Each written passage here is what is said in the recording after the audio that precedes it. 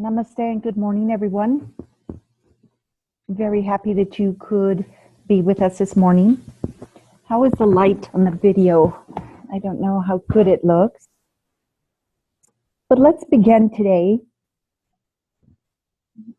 just by sitting in a comfortable position, reminding you that finding a place of comfort is one of the most important parts of not only pranayama, but of course, all aspects of yoga therapy. While this has been a really abridged, a very small introduction to yoga therapy, I want to make certain that the basics of yoga therapy are adhered to. And the basics of yoga therapy are really basic. It really does start with ensuring that the client is in a comfortable space. For me, this means that I take special attention in my office to make certain that the lighting is very beautiful, that the colors are beautiful. Make certain that the air is refreshed. In other words, that there's proper ventilation through the room. And then when they're placed on the massage table or the seated position, whichever we are doing for that day, that they're really, really comfortable.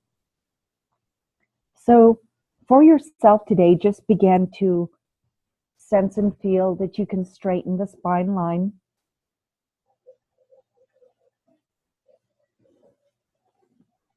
And begin to sense and feel that the shoulders relax down from the ears.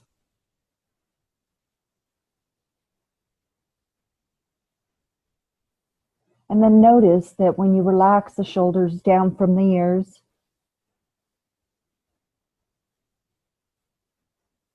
that the whole of the physical body becomes soft and relaxed too.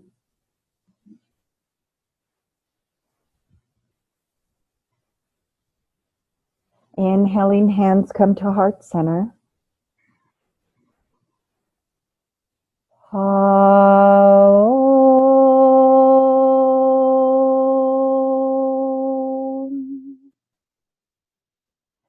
Sahana Bhavatu Sahana Bhunaktu Saha Viryam Karvavahai Tirjasvi Tejasvi Tamastu Ma Vindeshavahai Aum.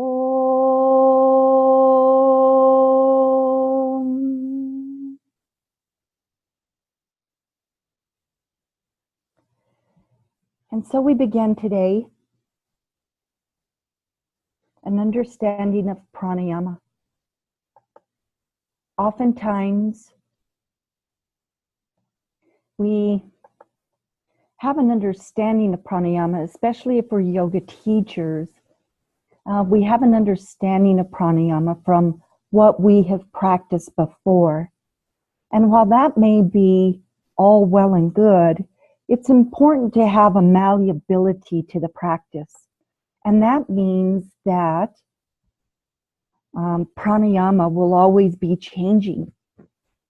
Just like your physical practice changes day to day, moment by moment, so will the practice of pranayama. Reminding you that pranayama really is to direct energy in the body, to direct energy through different means, yes, by the inhalation and exhalation, but also by the use of bandhas. We're not going to go into bandhas today, specifically because oftentimes in the yoga therapy context, Bandhas can be very difficult for people to learn. And I'll admit that I believe it took me a couple of decades before I really sensed and felt the bandhas, the locks. I thought I was doing them right for a very long time. And maybe that was okay too, because it, gave me the impetus to continue, feeling that I was having some sort of success. But I'll say that probably bandhas take a very long time for most people. Be aware of them, of course, for your own practice, but I'm not saying that they aren't important. I'm just saying that they take a longer time to master. So I often don't use them in the yoga therapy context. And only a few people in the yoga therapy context really get introduced to them. And that is dependent on whether I introduce bandhas to clients or not, is dependent on whether they're open to it. Many people feel very strange regulating their breath, or strange having people watch them breathe. So at first, I began with just an instruction to notice the breath. So let us begin by just noticing our breath. Notice today if your breath is calm or if it's shallow. Notice if the breath is fast or if it's choppy.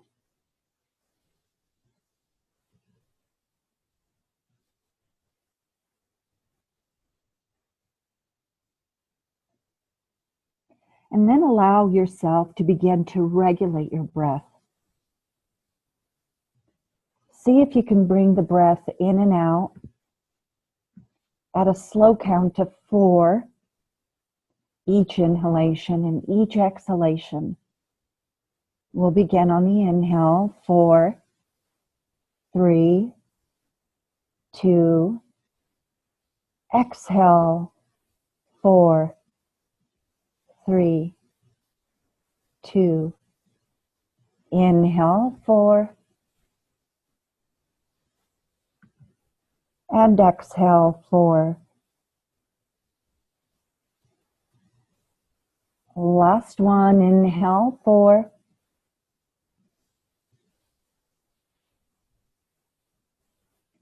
And exhale, 4.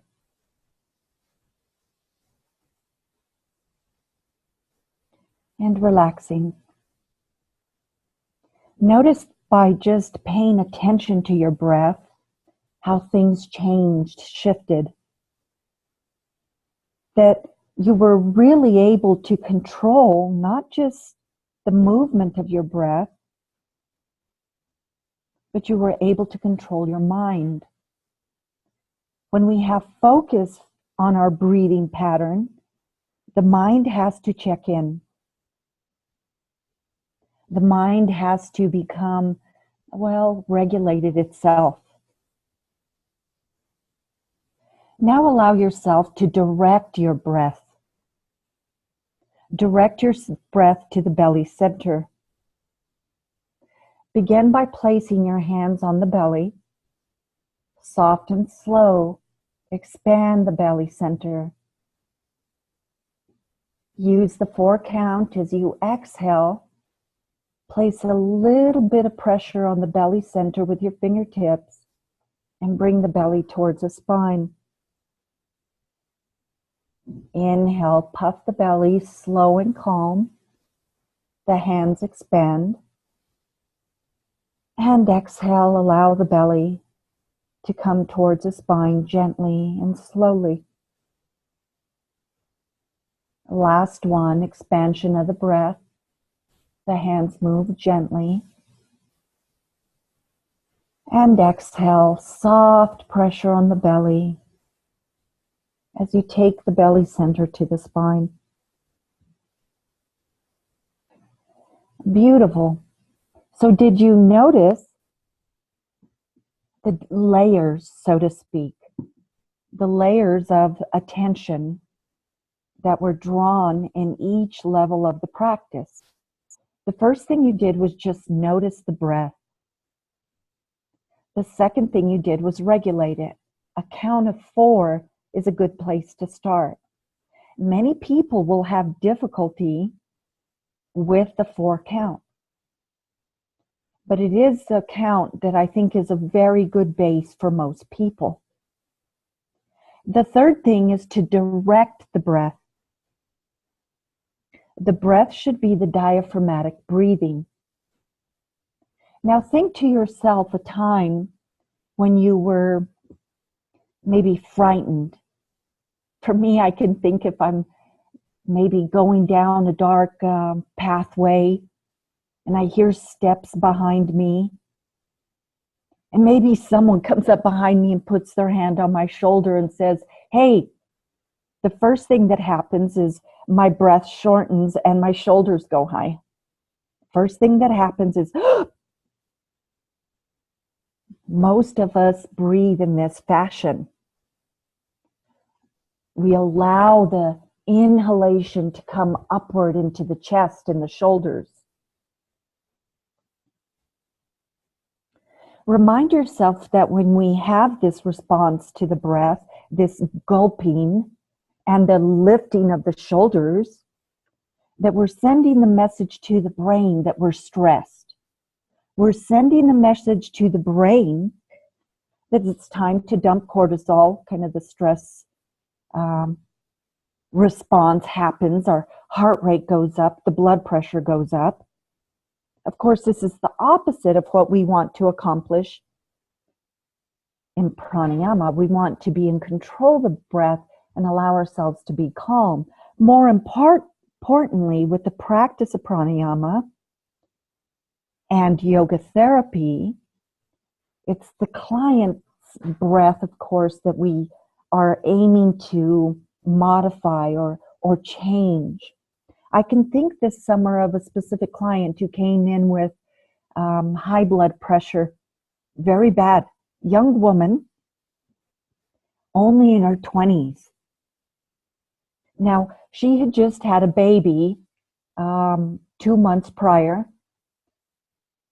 and we can go into all the different reasons why she may have had the high blood pressure, which may have been due to some physical issues as well, but I'm not even going to go into that. All I did was notice her breathing pattern. And her breathing pattern was high in her shoulders. I'll take off my shoulder pillow. And her shoulders were up towards her ears. And her breath was very shallow. And when I asked her to breathe deeply, she did this. Right? And in some senses, she didn't even release the shoulders down on the exhale. It was more here. I thought to myself, how could you not have high blood pressure with that kind of a posturing? Well, of course, we went into Ayurvedic protocol for high blood pressure. But the main thing I did was show her how to breathe and empowered her to the idea that she could be in control of not only her breath, but to her own high blood pressure. I showed her that when she slowed her breath down, how her blood pressure would slow too with the use of a cuff. So the main thing we do, remember, is bring attention. Notice how your breath is, your rate of your breath, the qualities of your breath. Then find if they can regulate their breath. And then see if they can regulate to a 4 count. If they can't, they can't, but that's our aim. And then the next thing is to direct the breath. Direct the breath to the belly center. Remember the high breath, the breath in the high shoulders In the chest is the stress breath. The breath in the belly is where we can begin to heal. So, with that understanding, you really are armed to help people in the yoga therapy context. Because I'm going to say 100% of people that come into your office will not know how to breathe with a calm breath. And just with that one idea of noticing, regulating, and directing, you'll be able to help people with all kinds of ailments, mental and physical. But today we're going to move a little further. We're going to move into what is in the Hatha Yoga Pradipika and is referred to as the kumbhaka. The kumbhakas, or the retentions, the spaces between the breath, require that we have an understanding of where we place our attention in our breathing.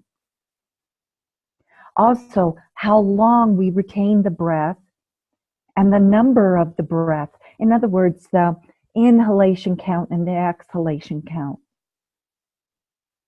I know in advanced breathing practices, sometimes the breath can be as long as a 20 count and hold for as long as 30 seconds to a minute.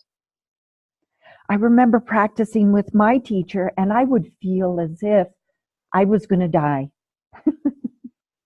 The breath was held for so long that I truly felt I'm not going to make it. Of course, I had been studying yoga for many years and pranayama many years before we ever went into that realm. So I'm not suggesting that's a regular practice for most people.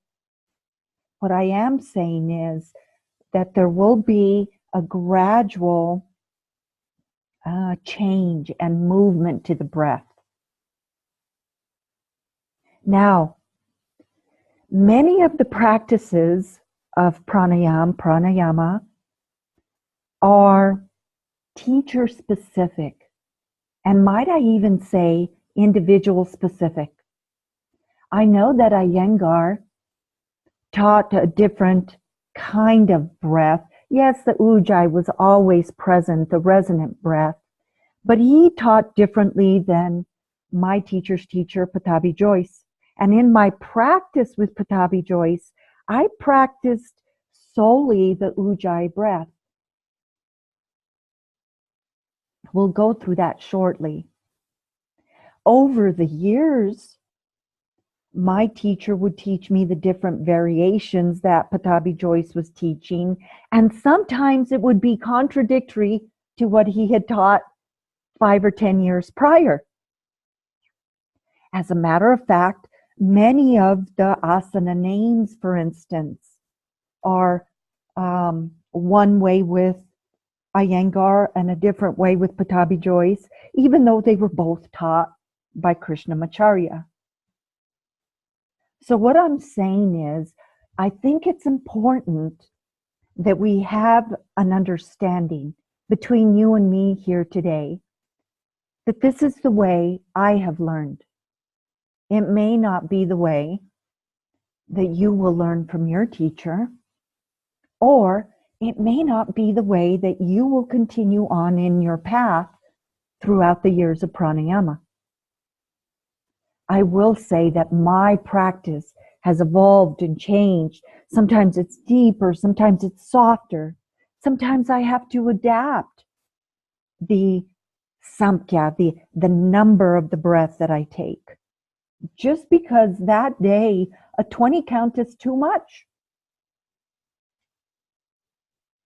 So, as in all yoga therapy, the main thing I'm stating is it has to be suitable to the individual. Most people are not yoga practitioners, and even adept yoga practitioners have no strong foundation in the pranayama practice. So we have to be very malleable and accepting to the practice. For me, that means noticing, regulating, and directing is more important than many of the techniques I will show you today. I hope that makes sense.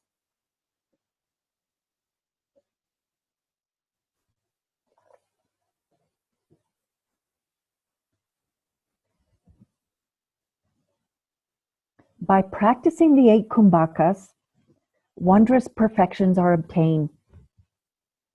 These 8 kumbhakas are Surya Beda, Ujjayi, Chitkari, Shitali, Bastrika, Brahmari, Murcha, and Plavani.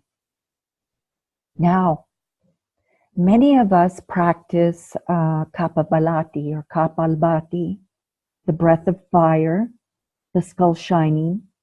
It is not one of these 8. It is separately mentioned as one of the Shat karmas, one of the cleansing practices. While Kapalbhati has a lot of benefits, it shouldn't be practiced in the fall, specifically for Vatas. And I'll just leave it at that. We'll move forward then with an understanding and a practice of the 8 kumbhakas. Surya Beda Pranayama. Surya, of course, means sun, and Beda, secret or discrimination. The Garanda Samhita says it prevents aging and increases the body heat and awakening of Agni. If you'll remind yourself, those of you that are yoga practitioner, that the right channel or the right nadi of the body has warm energy or sun energy, solar energy. This energy on the right nadi can be translated into the energy that is in the right channel, the right nadi, the facial nadi, right in the right nostril.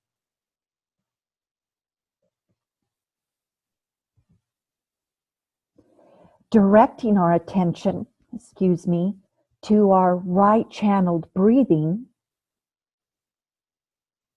is Surya Beda. So let us begin by finding a comfortable position where our spine line is long and our shoulders are relaxed.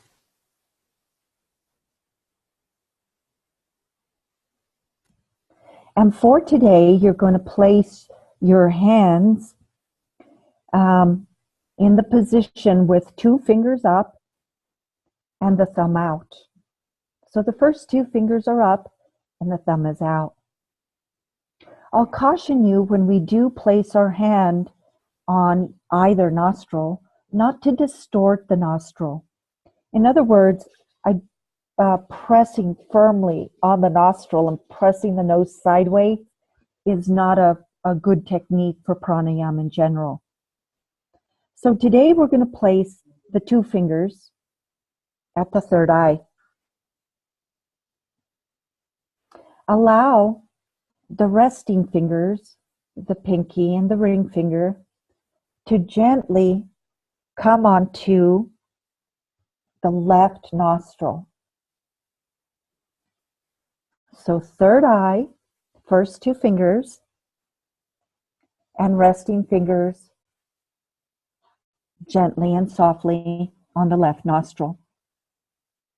For purposes of my speaking, I may not go along with the practice, but I'll show you after.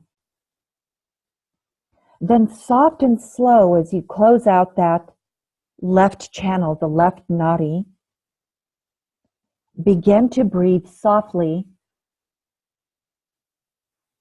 through the right channel. And just for now, keep the hand where it is and breathe out through the right channel. Beautiful.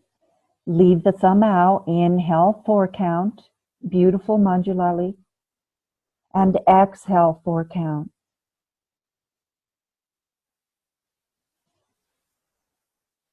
Inhale, 4 count. And exhale, 4 count. Last one, 4 count. And exhale, 4 count. And relax. Okay? Now we were using our right hand, weren't we? So first things first, take the hand with first 2 fingers. So Vero, first 2, and then place those 2 fingers on the third eye and feel the energy there. It's not just a dull space, is it? It's very alive. And then place the other 2 fingers, soft and gentle, on the left nostril. So that's the ring and the pinky. Leave the thumb open and gently breathe in and out through the nose. Beautiful. Lovely. Now I'll ask you to relax, each of you. And take a look at my video. Let me see if I can get a better sight. Maybe if I turn this way, you can see me a little better. Now, what most people will do when they place their hands on their nose, okay, so here's the third eye placement, is they'll distort the nose. See my nose, how it's distorted to the side? That's not the kind of placement we are looking for. We're looking for this kind of placement where it's soft and the channel of the nose doesn't move at all. We're just softly closing the nose. We're not distorting. All right? Because remember, the nadis are soft and subtle. And anything we do to this left side that's harsh is going to affect the right side. So it's really important that that placement of the finger on the channel of the nose is soft. All right? That's the main thing I want to come out of this. Now I'm going to take a look at the chat and we'll answer some questions and practice it one more time. My thumb and release the 2 fingers. Okay? So I'm going to switch. For most intents and purposes, this is known as Chandra Beta. In other words, now I'm going to close the left nostril. Again, I'm not pressing firmly. And I'm going to remain keeping my third eye awakened by placing my 2 fingers here. This is a very easy practice to just close the left nadi, the left channel. Attempt it for yourself now, closing the left channel with your right thumb. Begin to breathe in, inhale, and exhale. Just breathing in through the right channel, the left channel is closed. Moving the belly center, inhale, and exhale. Last one, inhale, and exhale, releasing. All right, now Surya Beta and Chandra Beta can get very involved where we have a specific cadence. I should have brought my piece of paper with me. Maybe I'll snap it and put it online on our chat. I have a piece of paper that I wrote about 21 years ago when I was practicing with my teacher, the cadence of pranayama. And it was a paper, and he wrote out for me the different inhalation and exhalation, and I have it still. It's very beautiful. It's weathered, but it's very beautiful. It's beautiful because, of course, it came from my teacher, but other than that, I believe it's directly from the source. It's directly from Patavi Joyce. I believe Krishnamacharya and then, of course, passed down to my teacher. The main thing, though, is I was practicing for about 16 years at the time that I received this instruction. It's very complex for most people. So I'm going to keep Surya Beta very basic. Surya Beta just means we're closing out the channel, the left channel, and allowing energy to travel through the right channel. Chandra Beta is closing out the right channel and allowing energy to flow through the left channel. Of course, Surya Beta is used to invigorate, to awaken Agni, and Chandra Beta is used to relax and to calm and to, can I say, calm the Vayus, relax the Vayus. Now I'm going to give you another very easy way to use Surya Beta and Chandra Beta. Surya Beta can easily be done by lying on your left side, not even touching the nose. Many times I'll give instruction to people to lie on the sofa or their bed on their left side. This opens the right channel. Other times I give instruction to just lie on the right side. And this opens the left channel. These are very basic and preliminary ways to practice. This is for people who have troubles directing the breath or regulating the breath. Trust me, you will have people who aren't as adept as you are at the practice. Manju now is doing the different transfer, and I'd like to show the transfer of the thumb and the baby and or ring finger. Transferring again occurs by placing the thumb. Let's just say I'm closing the right. Before I lift up the thumb, I must replace the finger on the nose, and then I release. Does that make sense? So before I transfer, I have to cover, and then I release. Many people inhale, and then they exhale. No, it's inhale, place, exhale. Inhale, place, exhale. In other words, there's a moment that holding the kumbhaka when both nostrils are closed. That's an important part of it. Now, we could be on Surya Beta and really just the hand placement. We could be on this forever. And I'd love to, but we're going to move forward. I have a couple of questions on the chat. I want to make certain to address that. Breathing that is known as the victorious breath. Sometimes people will refer to it as the Darth Vader breath. The way I like to teach it is to say ah on the exhale. So inhale softly through your nose, and then but then close the mouth in the middle. So does that make sense? Inhale first, puff the belly, then close the mouth. So that resonant sound is very easy to do on the inhale. It's usually difficult for people to do on the exhale. So that is how I help people find it on both the inhale and the exhale. One more time, inhale, exhale through the mouth.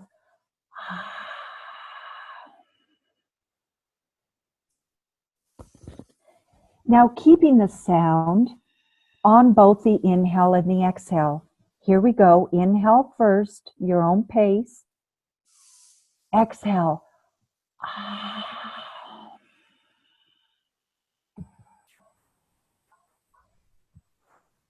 Continue.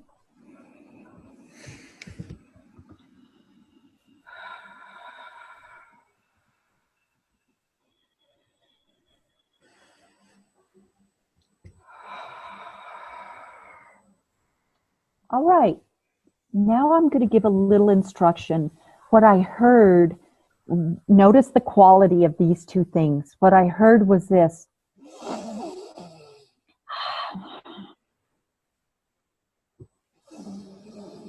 So it's not here, okay? Bring it to the belly and the back of your throat. Now notice the difference. This is what I'm looking for.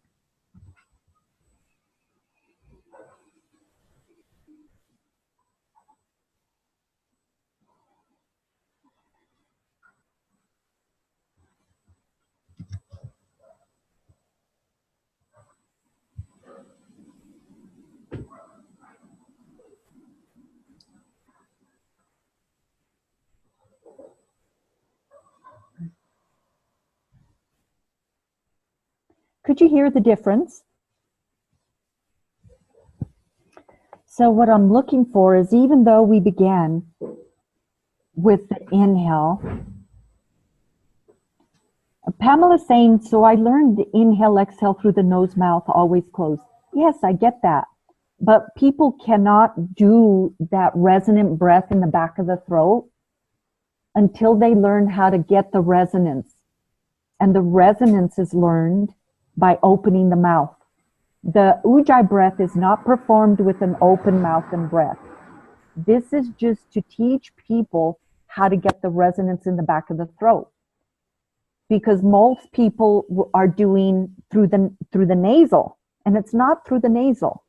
And that's exactly what I heard when I listened to you all, was I heard nasal breathing like this.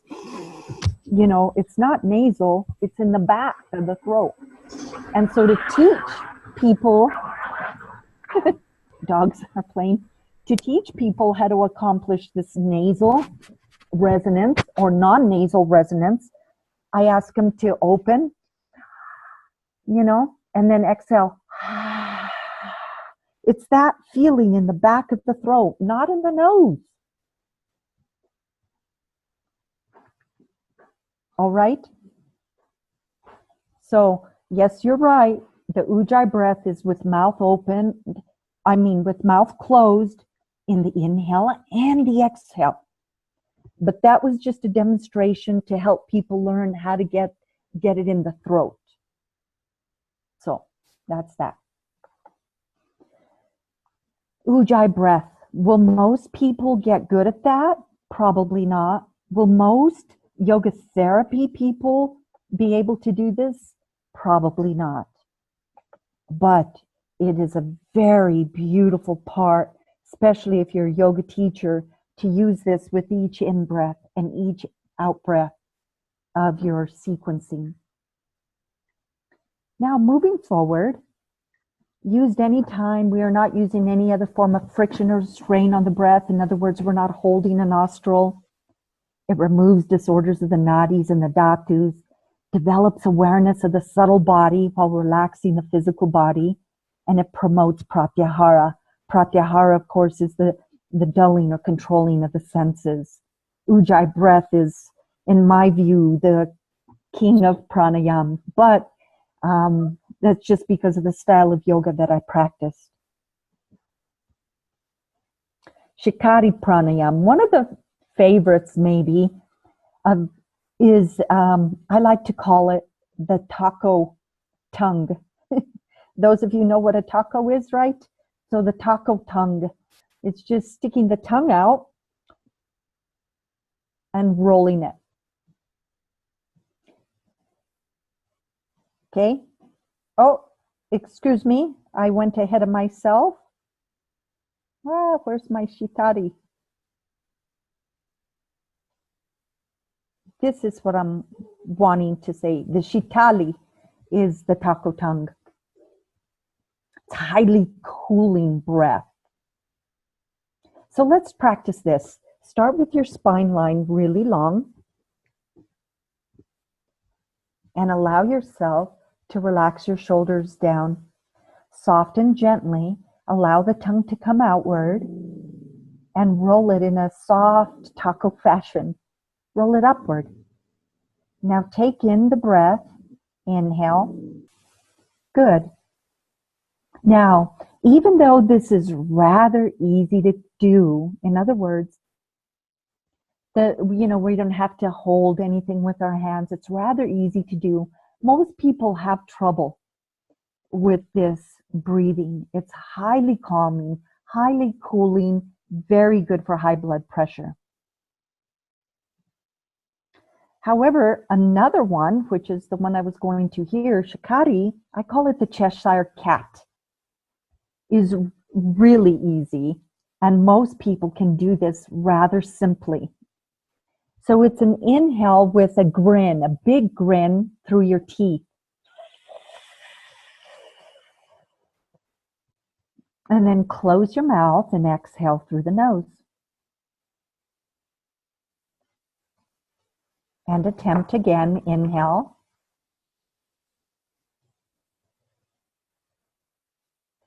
Exhale.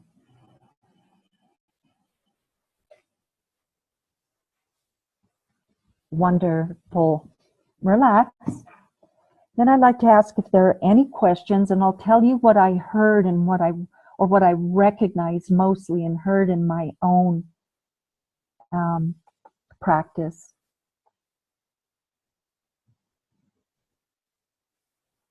What does Shikari mean? Shikari is known as, let me see if I have the slide for it here. I should have it. Shikari can be known as the holding of the breath. And as we'll see forward, I don't have the exact meaning of the Shikari on the slide, and it's flown out of my head for the time being. But it's said to be able to bring us to that space of union with God. And certainly I'd be open if anyone on the forum or anyone on the chat. Shita means cool, Kari means to do. Shita is also sweet, beautiful. Thank you, Manju. So, we also noticed that, or maybe you noticed that when we breathe in either one of those fashions, I saw many of us were moving the shoulders here. Remember that the breath still stays in the belly in either of these practices. So now we know a great deal, don't we? We have an understanding of the Surya Veda, Chandra Veda, Ujjayi, Shikari, and Shitali. Let's move to Bhastrika.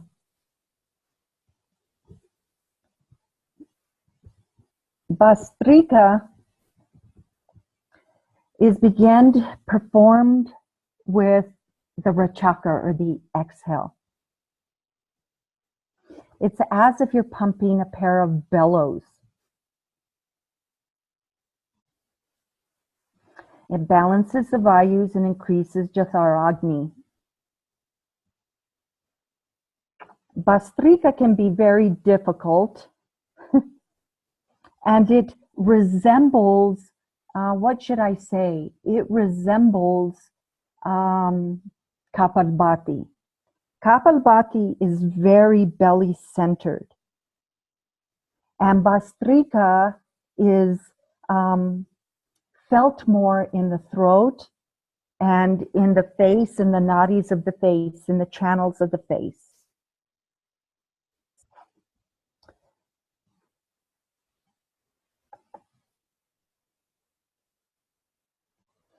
Stomach goes back and forth in Kapalbhati. Stomach goes back and forth with Kapalbhati. And I like to teach it by placing hands on the belly, but we're not going to focus on that now. If anything, Bhastrika is easier because it isn't so diaphragm muscle intense. So we'll begin by finding a straight spine line and relaxed shoulders. Breathing in softly And exhale strongly. I'm going to ask you to open your mouth just for instructional purposes. So I gave a wisp of air outward. All right? This is just for instructional. Inhale, soft and slow. And exhale. If you're a practitioner of yoga, you will have noticed you inhale, the belly puffs. When you exhale, the belly naturally goes towards the spine. Good. Now we're going to do it faster. Inhale. Inhale. Inhale. Good. That's just for instructional purposes. That's not the way you do it in the end all. Now, inhale and try to get that same vigorous expulsion when you close your mouth. Inhale. Inhale. Inhale. All right. Did you notice it was quite a bit more difficult when you close the mouth to get that expulsion? Now it even goes another layer. Now we're going to inhale and exhale rather quickly, focusing on nadi, meaning nostril, channel in the nose, and it looks a little like this.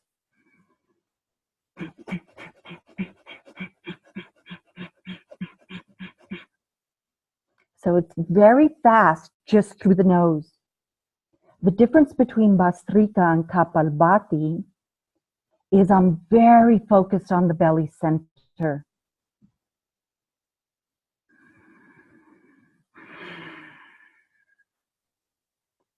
So I know it's difficult, but I'd like you to give it a try. I'm going to observe. It's just through the nose, and it's very vigorous on your exhale. Give it a try.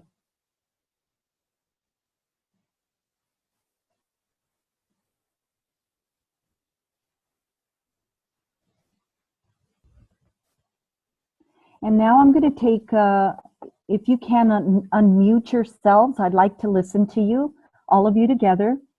Unmute so I can hear you. Thank you, Krista. I pare it down. I allow them to just go in and out until they get kind of the mind-body control.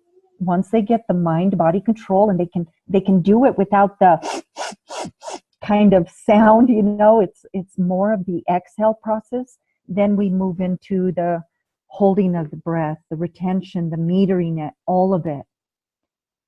But at first, it definitely just is noticing and attempting to direct, meaning direct it to the nasal, to the nadi. And then it's regulation. So direction, first direct your attention to the breath, and then regulate it. But yes, you are correct, 100% correct. Much of what we're doing today is very pared down. Brahmari, or the breathing, the humming bee breath. Brahmari is known as the black bee, I believe, in Sanskrit. So this is a very interesting one. You start by taking your middle finger. Some people use the ring finger. I'm going to use the middle finger. And you softly close the palate of the ear. Softly close. Remember, again, it isn't a very intense closing with the finger. Inhale soft and slow through the nose. And exhale, make a gentle sound of a bee.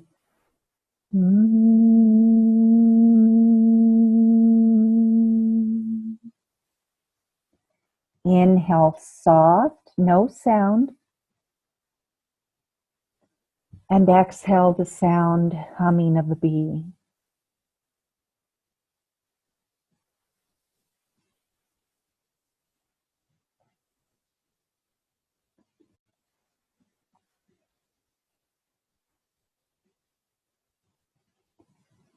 I know we did, I think, two of them right there. And oh boy, do I feel it immediately in my head.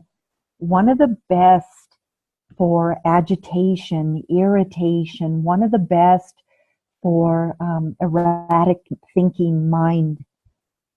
Really very simple to do. You cannot do it wrong. You know, many of these others, oh, it takes a lot of practice to do Bastrika or Ujjayi, but the Brahmari is really simple to do, and you get really quick and immediate results from it.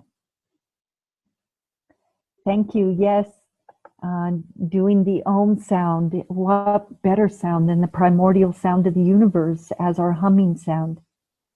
So this can be used as well.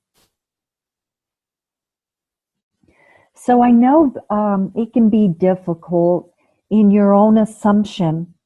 In other words, sometimes we get very judgmental of ourselves and we say, well, I can't do it, or I'm not able to accomplish what you're saying. Remind yourself that there should be a gentleness to your understanding of pranayama. There should be a way that you accept where you are for that day, that it doesn't have to be finite and perfect just that day. And find yourself a good teacher and practice with them and continue to practice. As a yoga therapy instruction, helping people just to become aware of the breath, to direct their breath to their belly, and to regulate it in a 4 count is going to be huge. Whether you ever teach any of these practices to any of your clients, well, I don't know. First, you'll have to learn them really well. So that's why, in some sense, I'm not delving in too deeply. Murcha pranayama means to faint or swoon, and it's believed that it should only be practiced by those that are adept at pranayama. A very simple way of practicing is simply inhaling softly, and then when you exhale, giving yourself one of the Now, there's more to murcha pranayama than that, but it far exceeds our reach today.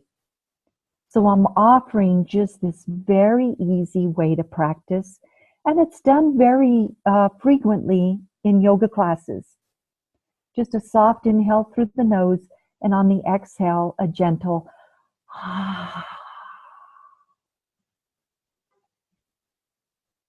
Plavani pranayama means to float. And some people practice this literally while floating in water. The gulping breath is another very difficult breath. It can be akin to the Agnisara, or the churning of the breath, the churning of the belly. Far exceeds, I'm afraid, our practice for today. But I do hope that in time we are able to practice it together. The main thing I would like you to focus on in the pranayama is what is cooling breath. Remember, cooling is the channel of the left. And what is warming breath? Warming is on the right side. This is going to give you probably the biggest tool that you can have, directing to either the left or the right side. And you could even just ask people to direct their breath to the right or the left side by either lying on the left or right side. It might come to that stage in yoga therapy that you have to break down the breath just easy enough where people are just lying on the side of the body that you want to close out. I love it. Is it like when we do backstroke in swimming, we gulp and make our stomachs fill with air? Thank you. Exactly. Now, First, you have to have someone who is adept at swimming, comfortable in the water, isn't going to be excited or upset by being in the water. And then being able to contain the breath while they're in the water. So you see why Plavani can be very difficult. So we'll move on to our final assignment. Our final assignment is going to require us to, or you to explain how to balance vitiated vayus, agni, and manasa, meaning the mind, with asana and pranayama. It's going to seem like it's difficult. This is not difficult to do. You have all of the tools in all of the lectures. I'd like you to take each of the vayus and the major vitiation of the agnis, not the different agnis, or that would go on too far. I mean, whether, the agni is clogged or it's excess, or right? And I want you to take some general ideas about the mind, whether the mind is agitated or dull. And then I would like you to give me asana and pranayama for each. So you would start with the first vayu and give me asana and pranayama. Second vayu, asana and pranayama. Move through methodically in that way. I want you to know more than one or two. Yes, on the forum, please. I think it would help us all learn from one another and give feedback to one another. Again, the earlier you start, the better. And participation is a must. I won't give credit if you don't participate. This is mostly about participation, not whether you get things exactly right. And so let's begin or end by noticing our breath. Notice if your breath has changed from the beginning of our time together to now.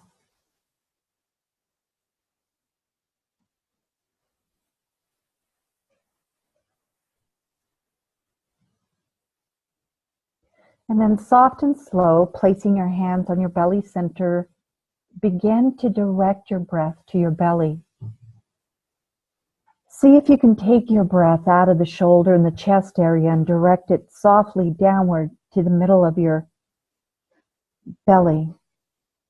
Soft, expansive breath on your inhale, and gentle belly to spine on your exhale. And then lastly, regulating the breath. Inhale, 4, 3, 2. Exhale, 4, 3, 2. Inhale, 4. Exhale, 5, 4, 3, 2. Inhale, 4. Exhale, 6.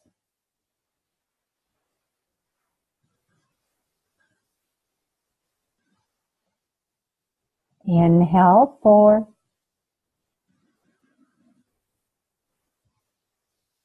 Exhale, 8.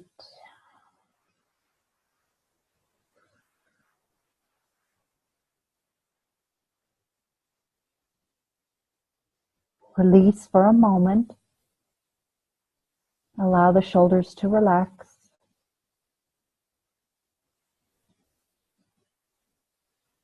And one last cycle, straight to the 4-8 count. Inhale, 4.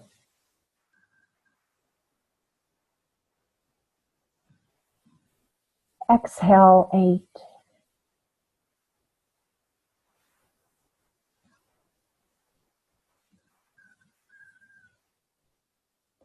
4.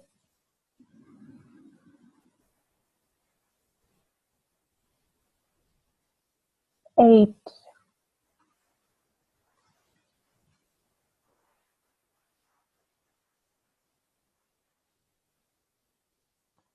4,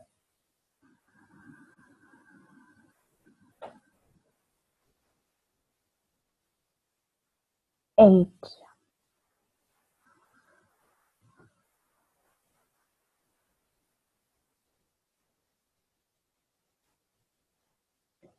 and let it go. And so you'll notice that the 4 to the 8 count was a little bit of a stretch, literally, physically, emotionally, mentally. Remind yourself that bringing pranayama to your clients is important, that you reach out to them in a pleasing way, in an accessible way. And if that means you reach out to them in a manner that means you just notice the breath, no regulation, and then you've accomplished your task. Thank you very much for your attention. I'll see you next time.